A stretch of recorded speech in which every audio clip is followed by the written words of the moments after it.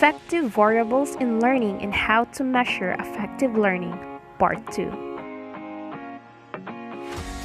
These are the lesson objectives of today's topic. At the end of the module, students will be able to define the affective variables in learning and identify the assessment tools used to measure affective learning. Let's have a brief recap on our previous lesson. So, what are the affective variables in learning? Affective learning in variables are factors involving the feelings and attitudes of learners, such as motivation, interest and involvement, anxiety and fear of failure, feelings of being valued by the group, which may affect success in learning either negatively or positively. Affective variables affects in learning using affective assessment that deals with how students feel or think about a lesson, a person, or an activity. It includes attitudes, values, and beliefs, interest, motivation, and self-confidence. So here are the writing statements for rating scale for self-report. These are some guidelines might be of help in creating your self-report assessment instrument. Statements should refer to the present conditions rather than past or future situations.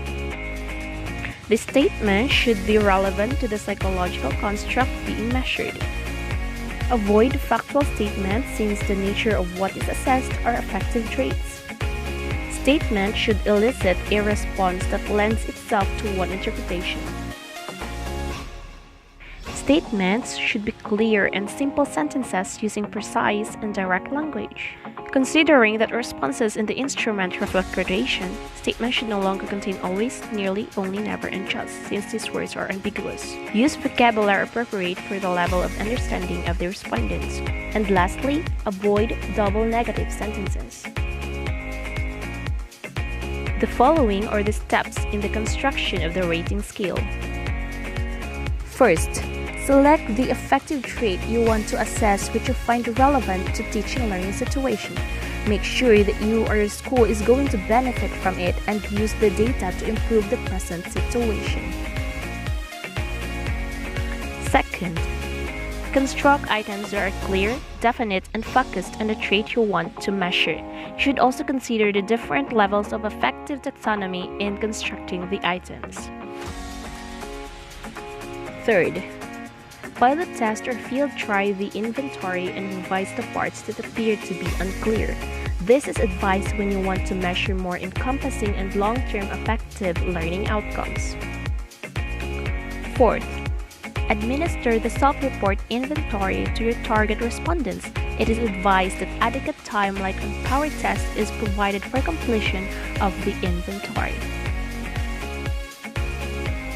Fifth and lastly, analyze the results and consider the findings and draw the implication. And with this, we will be using the entire scale, semantic differential, and checklist.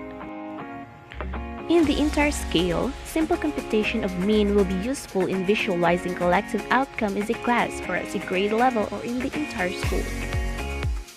Semantic differential is the widely used scale that employs ratings of concepts with contrasting adjectives placed at opposite ends of the number scale. The checklist is a form of self-report that asks persons to indicate whether they demonstrate a set of qualities or behaviors. These are the assessment tools that measures the effective learning. Interview, student journals, and observation. Interview is an oral assessment of student learning that is conducted through spoken words and casual conversation. Student journals are effective tools that can be used in assessing and monitoring student thinking and attitudes. And lastly is observation, which is an assessment tool that involves looking out for the presence or absence of behaviors of learners in a natural setting. That's all. Thank you.